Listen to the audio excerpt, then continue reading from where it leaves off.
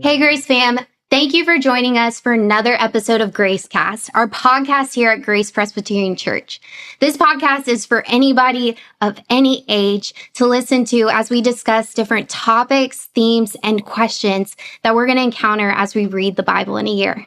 My name is Kaylie Bodan, and I have the best opportunity of getting to be our young adult minister here at Grace.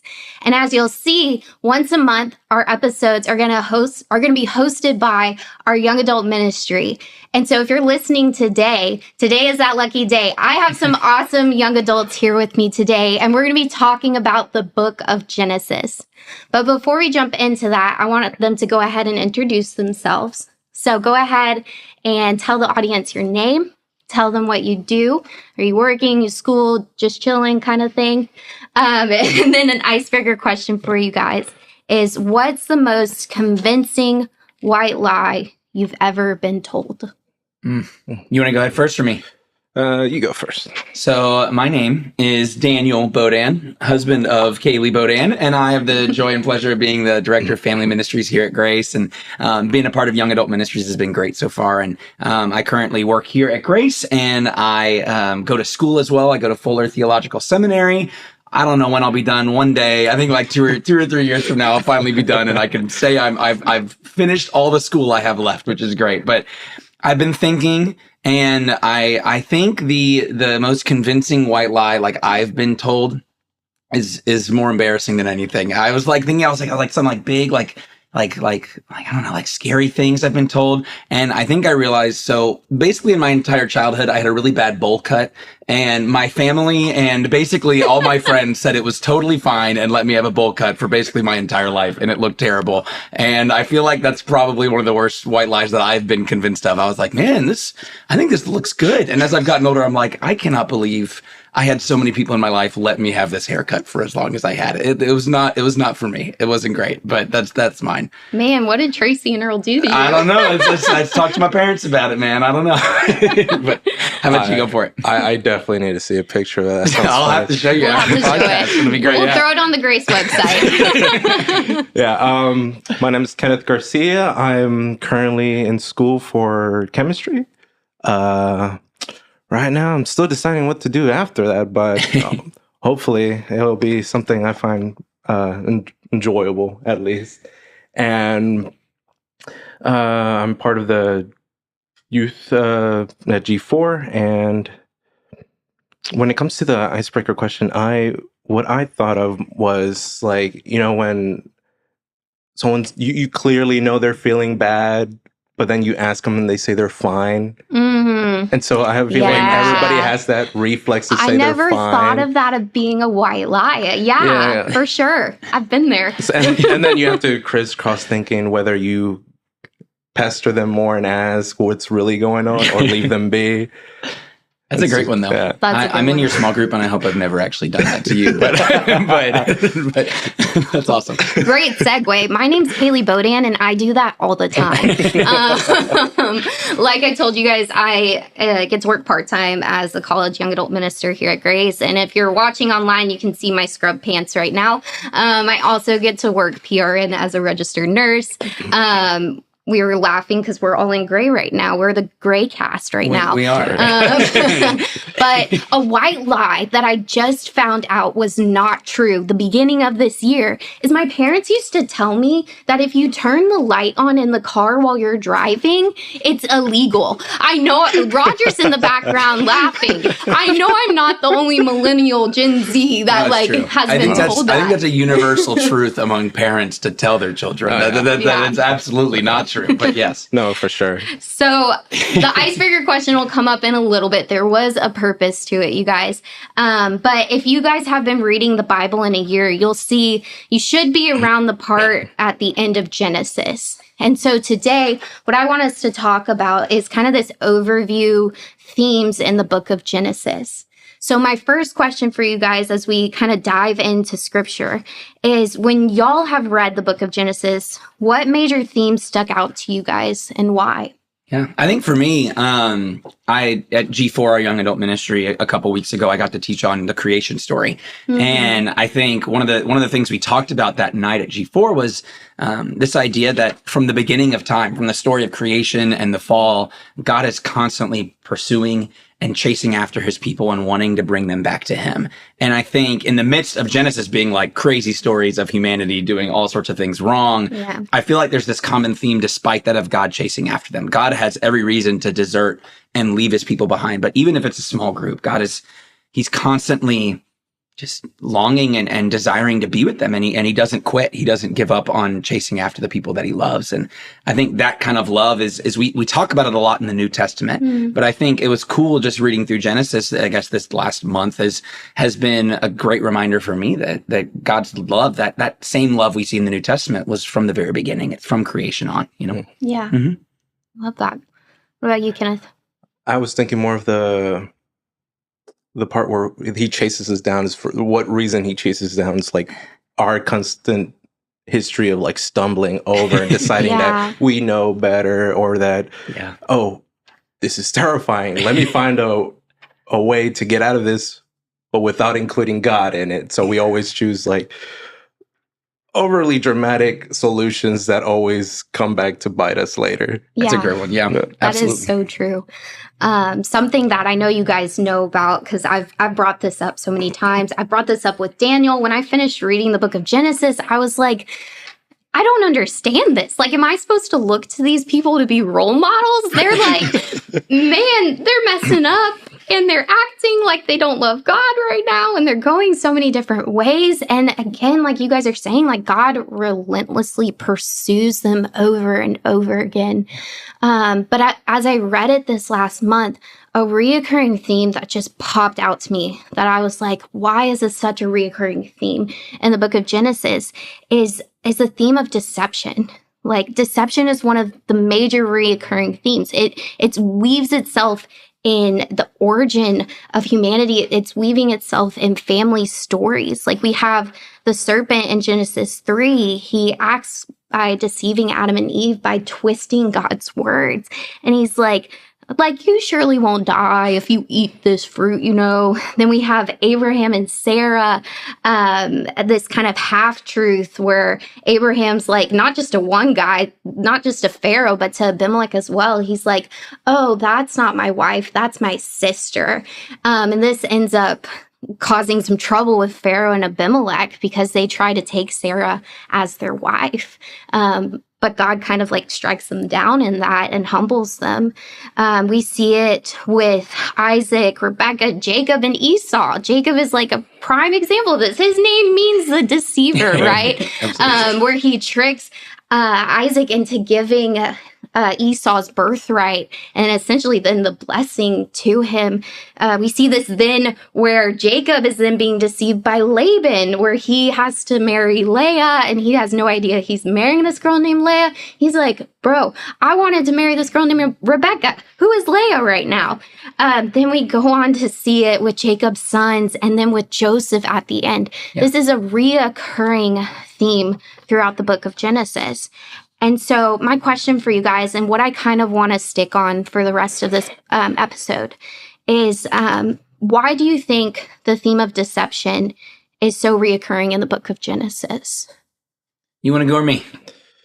I'll go first this time. Go for it. I think for sure the main reasons a lot is selfishness. We try to get like our own way, or out of fear, we try to figure stuff out to get out of certain situations. Like for like Abraham, he was scared that something would happen to him. He thought he would have more favor by presenting his wife as his sister. And we clearly saw that was not the right choice under God. Yeah. So, and then we see with like Jacob wanting, and Rebecca with the birthright, which is deceiving an old man is one thing. Yeah. But yeah, it's just constant like selfishness, fear, and fear. Yeah. I think it definitely reveals a lot about human nature, you know, and I think that's kind of what you're saying. And I agree completely. I think what popped into my head in just the last little bit of time as I was thinking about this episode is that traditionally people think Moses probably wrote Genesis and Exodus and Leviticus and Numbers and Deuteronomy, the Torah, those first 5 books. And I just picture Moses trying to walk through these old stories that they've probably passed down through word and generation to the people. And he's like, what do these people need to know about us? And I think, like you said, it's so easy to look at Genesis and think that these people are just bad examples and just like, oh, these are horrible people. But I think the truth is, like, I think we see Genesis showing that deception is clearly a part of who we are. I think it's to humble us a little bit too. You know, it's to help us realize that we're really no different than somebody like Jacob with Esau, and we're really no different than Abraham with Abimelech, and we're really no different than really Adam and Eve with God and the serpent tricking them. And we constantly fall short and are questioning and being skeptical of if God is really for us, or if we should really go this way, or if we just play it safe because we're scared, right? And I think it shows a lot about who we are, and I think that's part of why it's there, is to show us that we're really no different than they are. Yeah, you know? yeah. So y'all are saying like reasons why like humans tend to lean towards this strategy of deception is because it's kind of a human strategy on life, right? It's like, I want to survive life. Well, I need to take it by my hands, however that looks, if that's twisting it or deceiving it. So it can be kind of this act of protection. A lot of times it can be due to fear, a lot of times, and trying to protect their family. I think you guys said it right. With Abraham, we see this like need to protect his family because they were scared that Pharaoh or Abimelech would kill him if he told them that Sarah was his wife. But I think we can also see it with trauma.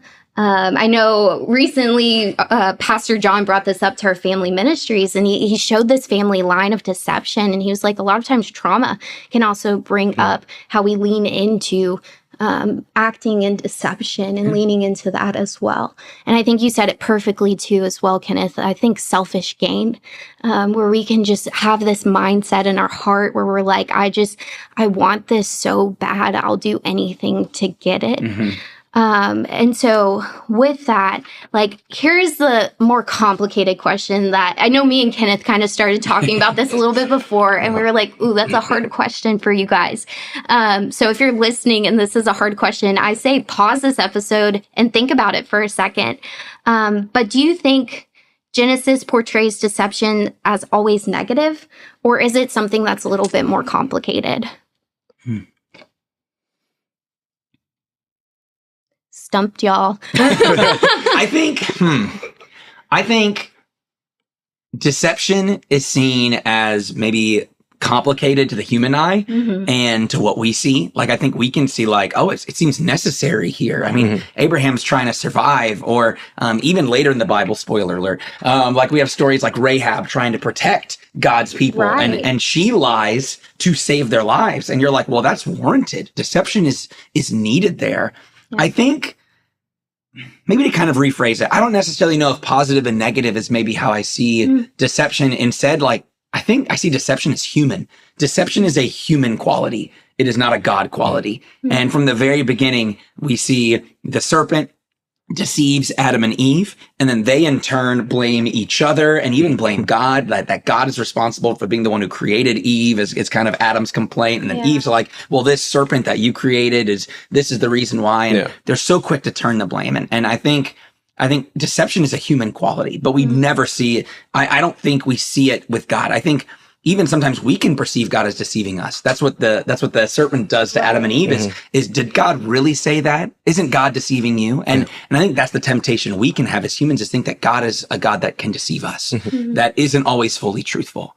But to me, God is truth. He is completely full of truth, where we as humans are not. So sometimes it may seem positive in the human eyes, and sometimes it might seem negative in the human eyes. But I think the big thing for me is that deception is human. It is a human quality. And it is not necessarily a God quality. God is truth. We are quick to maybe turn to things that are half truths or little white lies and things like that instead. No, I completely agree, because I know, like, while I'm doing like researching the question, because like you said, it stumped me. So I definitely was guilty of saying isn't God deceiving, for example, Abram when it comes to Isaac? And so after like, have to prep to come back, and I took a shot. I was like, that's the something doesn't seem right in me saying that. Like the conviction God's hit deceiving me. somebody? Yeah, the conviction hit me really hard. And so I'm like, you know what? Let me reevaluate what's going on. And you constantly see that the word deception is known for lying. And God never once, not even when he was testing Abram, lied. Now, when you go with the example of Joseph, he's human. He's going to use deception maybe to trick his brothers at the moment. But at the end of the day, it's what we know as deception or testing. They both show the real human nature of one. But one is more positive in showing, like, for example, Abram shows his true commitment, his trust in God. And while deception shows like, okay, they're gullible. They're gonna fall for it. It's just to deceive, manipulate other people. Yeah. It's not in line with God's character, right? I think like at the end of the day and looking at this question, I'm like, man, where's your heart when you're going towards those things? Is it truly trusting in God and what he's doing? And the verse in James popped up in my head, right? No one should say that God is tempting me. In James 1. That humans are enticed by their own self, their own desires, right? And then I'm pretty sure it leads into this pathway of sin that it begins to talk about. And so when it comes to deception, now let's flip it into ourselves. I want to ask you guys, how have you seen some ways that the enemy has tried to deceive you? Like deceive you with your relationship with God? I think I could lose count with the amount of ways at that point in my life. But I think it's a lot of the same things we see in Genesis. A lot of the same things we see in the garden is like, did God really say this? Is God really for you? Is God really good? And we look at things, even in the world today, just the brokenness and the sorrow and the division and just all the things around us. We look at it and we can start to ask ourselves that same question. We can trick ourselves and kind of tempt ourselves to believe that maybe God is not really for us, that he's not really the truthful one. Maybe he's not telling us what's really going on here. And I think that's often what it looks like to me, is where I feel like I can get deceived is believing that maybe God's not fully truthful. Maybe he doesn't really mean what he's saying he's meaning here. Or I know he says he's for us, but is he really for me right now? Is he really going to come through? I think that's where I can get kind of selfish and think like God's not really for me, because my version of my good is very different from God's definition of his good. And I think that's what we see a lot in Genesis too, is God's plan for them, and what is good for them is not necessarily good in their eyes. And I think that's what it can look like for me too. Yeah. I think for me, it's more like my thought process of trying to like predict the future, like what am I going to do after this, do all that stuff. And for me, it seems like, oh, God is withholding that knowledge from me. And so I tend to go, instead of going to his word and actually figuring it out, I instead try to go for like my own understandings. And I think for sure the enemy tries to deceive me, saying, oh, you can figure it out on your own. Like you can find a way to find out. And all I found out is that I suck at finding that out. That's a great like example of a lie, though, is like you can do it on your own is I think one of probably the most common ones you can probably relate to. Yeah. Oh, I so relate to that, especially in like the young adult field when you're trying to figure out like your career, or even for like high schoolers that I imagine are trying to figure out where they want to go to college. Any age that can definitely apply to. I think for me, a big way that the enemy has like worked in deceiving me is a whole lot about my identity, how I perceive myself. The enemy can work and say like, you're not loved, you're not valued, you're not seen. But like, that's where it's so important to dive into God's word that shows truth when the enemy just brings in those lies and those deceptions about who we are or the circumstances we're going through or the future to hold for us. It's so important to be in God's word. So as we wrap up this podcast, last question for you guys is, how can we apply this truth that we've talked about today? Basically, like, what would you want to leave our listeners with on how to take this and apply it in their life? I think for me, something that's been sticking out to me, I guess, in our conversation is doubling down and really believing that God is truthful. Yeah. I don't think we can stop deception from happening in our world. And I don't think we can even stop ourselves from kind of second guessing God at times. But I think when those times do come and we do question and we go, God, are you really there? God, are you really for me? God, isn't it just easier if I do this myself? I think what I would encourage and kind of challenge our audience to do is to double down and lean in further to God and say, God, I know normally I try to do this on my own, but this time I want to depend on you in a different way. I want to boldly come to you and ask for you to be there. And when we're not hearing God, like, God, are you even there? And doubling down, be like, God, like, I'm on my knees coming to you. Are you there? And continuing to ask and lean in. I think one of the common themes we see in Genesis and all throughout the Old Testament is usually where it starts going wrong is when the people stop turning to God and asking for his help. On my own, I've been kind of reading through First and Second Kings, and basically what defines a good king and a bad king is how often they go to God and ask for help. and I think we're not kings, but we certainly can relate to that. No, and I think sure. what we can live by, and I'd say like apply to this is to go to God and ask him, because he is truthful. He will not deceive us. He is for us. Yeah. And enter that confidently, right? Oh man, scripture is leaving my head right now. Pretty sure it's in Hebrews or something, but where it talks about like enter the throne of grace with confidence. Yeah, because Jesus has opened up that door that we can ask those questions. We can go to God and we can trust that he's going to give us understanding. Yeah. I mean, his word itself says that he's willing to give us wisdom when we ask. Yeah. And to add on with what Daniel says, like, I truly believe that one should always seek truth. And the best way is definitely through the word. Yeah. We can definitely find a plethora of answers for our own lives and even future ones that we may encounter. And I don't know, it's just do it humbly with prayer, always seeking what's true. Yeah. I think humility is a big part of it too. I know we were talking about this question a little bit because I was kind of stumped on this one. And I was asking Kenneth what he thought, and he talked about how humility is a really big part of it is to come to God and be honest and say, like, God, I fall for temptation constantly and I really need your help. And understand that when we try to do it on our own or when we try to rely on human help, that often doesn't lead us in the right direction. And understanding that his word, his way is so much better than ours. Yeah. It's kind of a good thing we're going through the Bible in a year. I do want to end on this final thought. I got this from Bible Project, basically on this illustration of this reoccurring theme of deception. And I love how they ended it. And it reminded me how Genesis ended.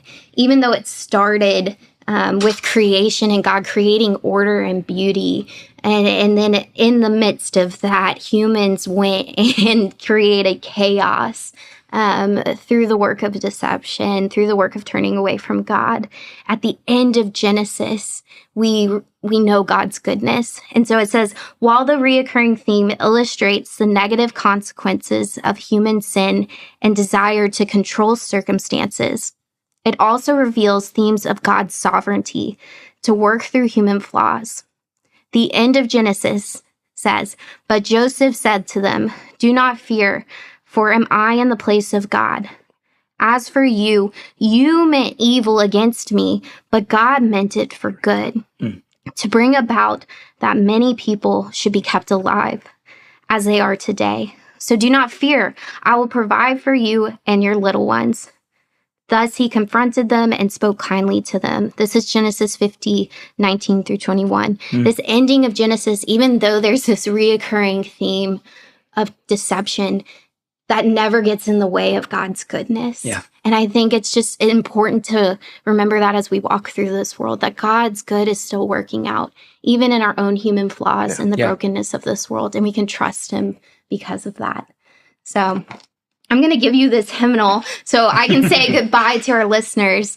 Thank you so much for joining us today. Our podcast episodes will air every other week on Friday. And as you'll see, our young adults will be back next month to talk a little bit more. I think we're going to go through the book of Exodus and talk about the themes with that. Before we leave, I wanted to invite you guys on September 27th. This is a Saturday from 10 to 1 p.m. Our Family Ministries is having a really cool event for you guys to invite your families, little kids, younger kids, our young adults, to come play ping pong. There's going to be free lemonade there. Come and bring your families. We'd love to see you, get to know you, and maybe even hear what you guys thought about this podcast today. That would be awesome. Yeah. That'll be great. Thanks for listening, guys.